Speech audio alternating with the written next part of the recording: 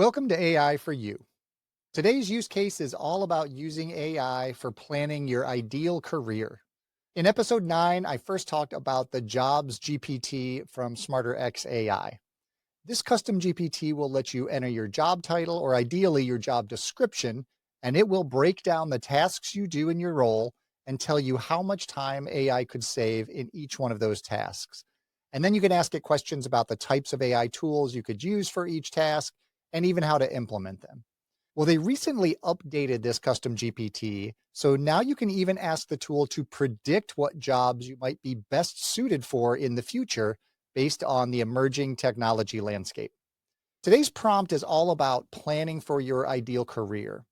You basically enter your current job title and description, ideally, into the tool, along with the job you're interested in and the description if possible. And then you ask ChatGPT to help you figure out what skills and experiences will make you the most qualified for this job.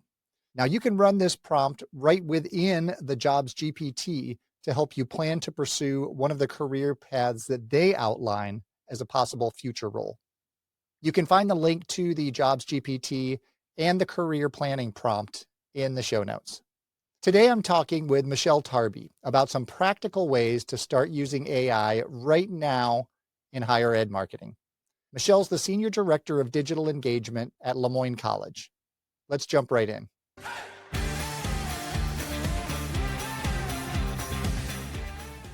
Well, thank you so much for coming on the show, Michelle. Well, thanks for having me. I'm excited. Absolutely. So tell me a little bit about how you're using AI at Moyne. One of the things I'm doing right now is, we have a ton of webinar content that our alumni office puts on. We record a lot of things for incoming students for viewing during the summertime. And one of the things I've always wanted to do is take this content and do something more meaningful with it. So I've been downloading some transcripts and trying to come up with, maybe a series of blog posts or, summarizing, like we just did one on alumni authors and we had 4 alumni authors. It came out, tips for getting involved in writing and how to pick a publisher and, what path to go down and what tools are available to help you. The same thing with our incoming students. And I found with the incoming students, especially, it's a lot easier to go to an office with something like this in your hand and say, hey, I pulled this from what you did last summer. It's great advice for incoming students. What do you think? And I met with a faculty member and the blog post ended up being 10 things faculty members wish you knew before you started classes. And he was reading through it. He looks at me and said, you know what? I know these are my words, but this is so much better than I sounded. So now we have this whole library of advice content that we'll be able to use, to ease students' fears as they start transitioning to college. So it's really helpful. Oh, that's fantastic. I love the idea of taking that original content that you have, that very human generated content, and figuring out how to repurpose it or turn it into something that's like specifically useful for that target audience. That's great. That's it, because, no one's going to sit through a recording of a 2-hour webinar when there's maybe one piece of information in there that's going to be super helpful to them and what they need. Right. And for us to spend our time going through that whole 2-hour webinar, trying to figure out what that is. Absolutely. I can't tell you how many times I've tried to start this project. I'm like, nope, I can't plow through all this transcript. I just can't do it. Yeah. AI is great at looking through large amounts of data, of content, of anything that we don't have the time to consume. And it can just like pick out key elements. So it's great. Yeah. Yeah. And that's super exciting to see how we can grow this and continue it. Yeah, absolutely. So talk a little bit about your AI journey. How did you get started using AI? And was it an easy process or were you resistant or how'd that work out for you? Well, it's funny. I always thought I was like an early adopter, right? I was like, oh, I use ChatGPT. Someone gives me content that they want to have about their research, that they want to make a LinkedIn post. I'll run it through ChatGPT. I'll get like some very good, a basis to start from at least. But then when I went to Digital Collegium in the fall and started, I attended your presentation and listening to Paul Reitzer and Mallory. And it's like, okay, I'm not doing anything. So one of the things I came back from the conference wanting to do is actually do work with personas, because we had, these journey maps that when we did our website redesign, the firm worked with us on. So I had that whole undergraduate perspective journey. We had their creative brief that was become basically our content Bible for the whole site. Higher ed, we have all kinds of data, right? So I have IPEDS data, I've got our common data sets, I've got all those stuff from institutional research. So I started putting that all in and saying, all right, tell me what an ideal student at Lemoyne would look like. So I ended up with 3. And, I'm sitting there going, these are really good. And so I showed my interns, like, yeah, these are really good. But I'm like, all right, are they really good from an enrollment perspective? So I shared them with, some of our enrollment folks, including our VP of Enrollment Management. They're like, this is spot on. These are exactly the students that succeed at Lemoyne. So then we start doing the fun part. So now it's like, okay, so I've got these 3 students. What kind of content helps answer their questions, their motivations? What's going to really speak to them? And once I had that list of ideas, I sat down with my interns. I'm like, all right, let's come up with some ideas of what content can we create to answer these things. And I have to tell you, they were incredibly distracted because each persona has a headshot. They were so taken with the headshots. Like, okay, yes, Riley, Alex, and Emma are all very cute, but let's think about what they need. So that's really been the focus of our content for the end of last year and going into this year. How do we show students they're going to be supported? How do we show them they're ready academically? And if they're feeling not ready academically, what do we have to show them that they will get the help they need? It's gone really well so far. Our engagement has been up on our channels. Our blog post traffic has been up. So, we're super happy with it. I can't wait to see where it goes next. So we're kind of doing like each stage of the journey, like each month, we're like, okay, so now here they are in the process. What do they need? That's so great. And just talking with you about the different stages and the different places that the personas are at. I mean, because we use our personas all the time to like bounce ideas off of them or say, what are we missing in here? Or what other Yes, questions could we ask or answer that would help you? But I love the idea of putting them in a place in their journey. Like you were just accepted, but you're not sure if you want to go. So put them in that like yield phase, or push them down the road into the melt phase. And like, you've been accepted, you want to go, but are you going to put down your deposit? What's stopping you? What's holding you back? It doesn't replace asking real students that, but it's so easy and quick, and you can just go out and leverage them immediately. and it's improved the content that we typically do. Like obviously we've got, why do you want to come to Lemoyne? Here's several reasons why. But to really speak to what's on their mind, I think has been a great move for us. So Yeah. And we always talk about, audience first and audience focused, but it's really hard to do, like to go out and grab a student or put together a focus group. And when you have the tool right there, on your desk that can get you, 60, 70, 80% of the way there. much So closer than we've ever been. So right, right. That's what I always tell people is you don't want to hear from some 50-year-old guy why you should come to our school. exactly. So this helps you get in the mind of that student a little better. That's great. Right. And to give my students the direction to tell the stories that are Right. going to resonate, because they don't necessarily think about what was concerning them back at the time, back when they were deciding, but if I get them back in that mindset, I'm like, okay, Yeah, for sure. And I love having the your students working with the models so that way they can like adjust them or tell you if like this doesn't really sound authentic or right, and you can go and tweak those. We actually even tried to get our personas to use some like language, and that didn't work out very well. But we were trying to figure out how to get them to be more authentic. And so yeah. the one thing that we discovered does not work well, at least for us, is any kind of generative AI images. Usually before break, we'll do like a quick little Canva design saying, "Oh, have a safe break." So I'm like, "Oh, I'm gonna do this in AI." So I had, this iconic picture of our, clock on campus and have a great break and posted it, and people went nuts. They were so upset. Give us the Yeah. real clock. Don't put anything on. Okay, all right. Right. So Yeah. They it's want it's they like want anything. It's experimenting. for You sure. know what's Yep. going to work, what's not going to work. Yeah, and we've used some AI images like in articles about AI, but we always say like these were AI generated, so Right. we're not trying to trick them or anything like that. But yeah, they don't like when you're creating using AI, when you're replacing a photographer or a videographer. But yeah, certainly to augment. So that's very, very important to know. What do you see as some of the biggest challenges in higher ed for integrating AI into our processes? From what I'm seeing now, at least the people I talk to, is not having a good reason or problem they're trying to solve. I was talking to somebody not very recently, and they're like, I need an AI tool. That's great. What is your plan for it? What problem are you trying to solve? Well, I don't have one, but I feel I need an AI tool because everyone's got AI tools. I think the other one I think is a challenge is not taking the time to properly set the environment. Like you can sit down, ask ChatGPT, hey, what are the 10 things that are on a college student's mind? And it'll tell you. But until you start giving it that context and how you can affect that.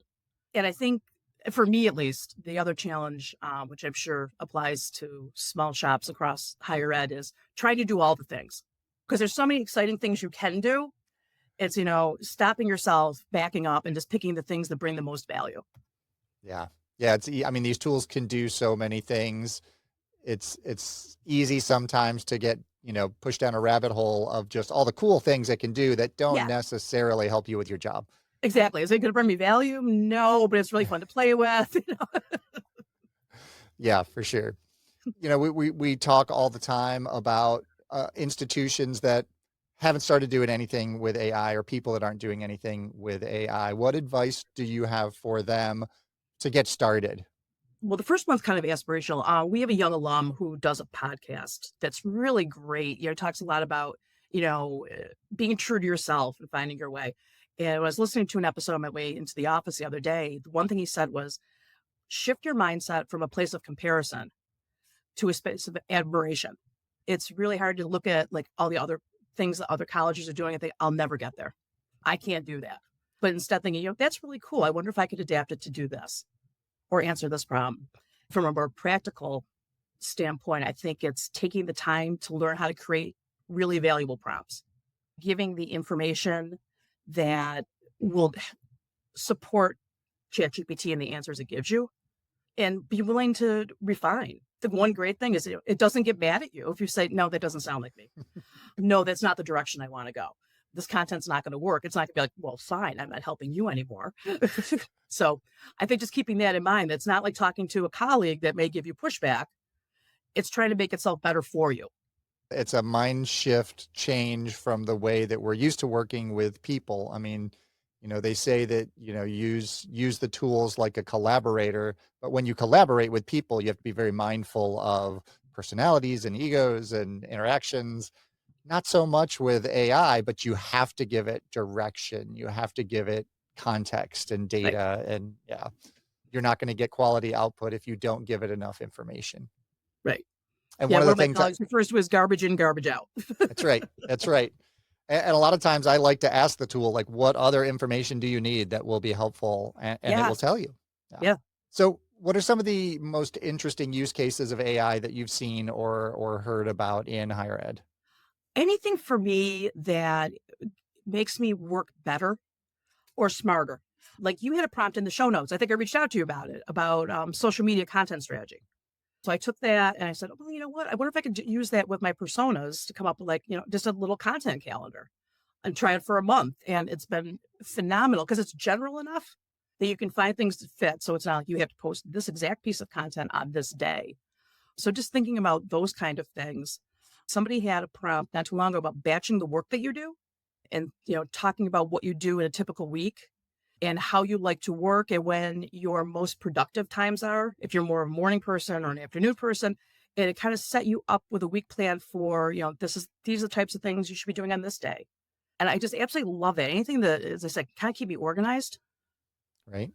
Yeah. And as I said, I've got a lot of really great ideas just from some of the guests you've had on your show, especially around SEO Yeah. and It is working smarter with that.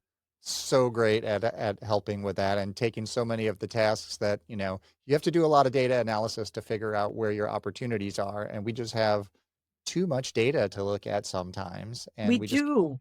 We you know, do. Yeah. I've got like this dashboard report that I share out each month and it's great. It's got all the numbers and how these campaigns are doing, social media performance and website performance. But I've never had the time to kind of sit down and say, okay, let's get a high level summary of how we're doing. Are the paid campaigns working? What's driving traffic to the site? Where is it coming from? Are we hitting the markets we're trying to get into? But now I can take that data and say, hey, can you look at this? And just give me an executive summary. And it's been a game changer. Everyone's like, oh, I love the summaries. How do you do that? yep, for sure. Sometimes I'll even take I'll do a screenshot of a dashboard. I'll throw it in a Notebook LM and generate a podcast talking about it. And it'll just give you a different perspective on, Yeah. what the numbers are showing. Yeah. So We know that higher ed institutions are going to have to adopt as a result of AI. What can higher ed professionals and admissions, advancement, marketing people start doing now to prepare for that future? I think the biggest thing is just kind of learning as much as you can. Take in podcasts, watch webinars, go to conferences, just to kind of not only see what's out there, but see how things are evolving and figure out really how it can impact what you do. And then the other thing is, I think, thinking about those tasks that can be automated, incorporating that into your workflow. It's an easy place to start too, and it saves your time. That you can get onto the bigger pictures. I preach that all the time. If you can move this off your plate, you'll be able to do this and have more time to do this, or talk to students, or interview faculty members, or whatever the case may be. But the big thing also, I think, is verifying outputs. The machines aren't perfect. And sometimes you get something and it's like, where on earth from what I gave you did that come from? I think you have to be very careful so you just don't fall into the trap of, okay, well, it said it, so this is true and I'm going to use it. Right. Yeah. So important to have our expertise at the final end of that process to be able to validate and verify and make sure that what it's giving us is strategically important or relevant to our audiences, because it just doesn't know that. So we need to be able to step in and say that. I think we need also to be able to have good editing and writing skills too. I know a lot of times I ask for ideation and it'll give me like a sample post, and it sounds nothing like us. It has that tone. It's very flowery and uses adjectives that never would I use in conversation. So just making sure that those skills are spot on as well. Yeah, we have a brand voice generator style guide, so you can put a draft article in there and it'll go through and it'll make style guide recommendations and brand voice recommendations. And you have to be able to look at those and say, nope, this is not good. Oh, okay, yeah, I see. We should be using that, reference to the university there or something. So Exactly. Yeah. yeah. Yeah. Where do you see generative AI going in the next year or two? I think that the proliferation of tools is going to make it harder to find the right things that add value. I was talking to a friend of mine who was in higher ed for a long time, but has since left and started their own agency, that they're already seeing every RFP they get is asking for some kind of AI integration. And they are just some bad ones out there. They Sure. promise you the world and you start using them and it's like, oof, oof. Or they take the load time of your website and cut it in half because it's such a drag on everything else. Yeah, and some of the problems with these tools is, first of all, you don't know what they're really doing with your data that you're That, that you're yes, giving them.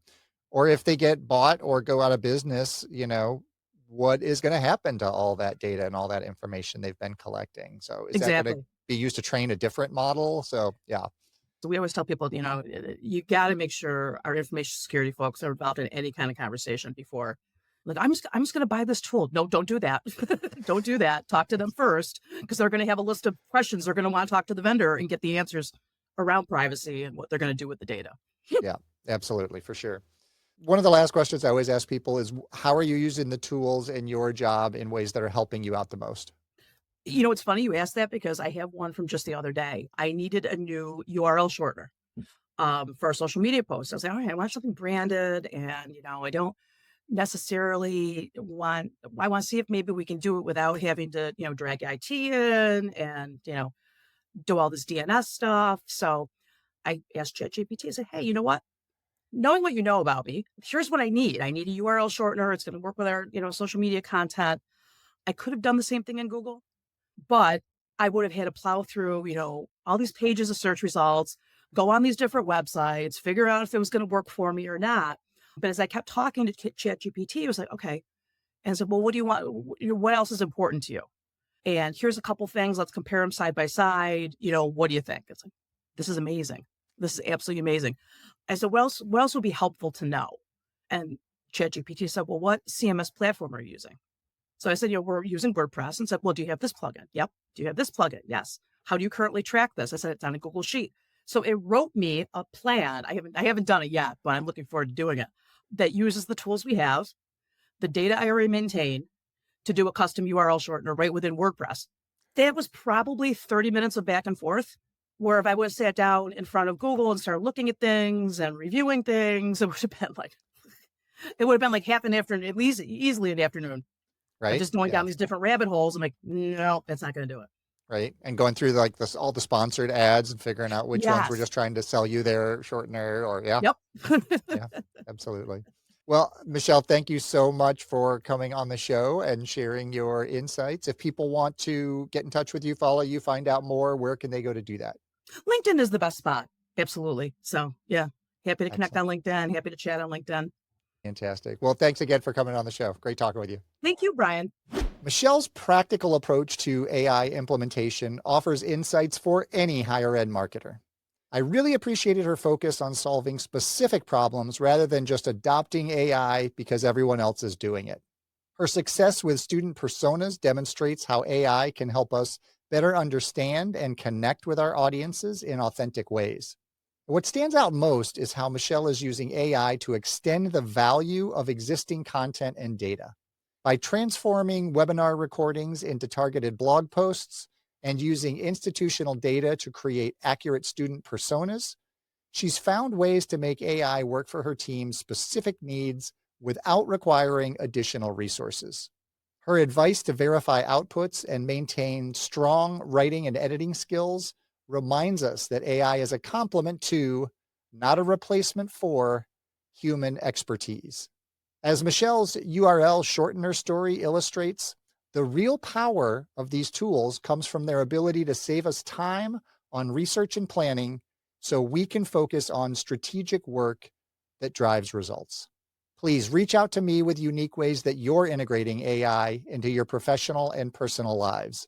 And as always, blue skies and keep creating.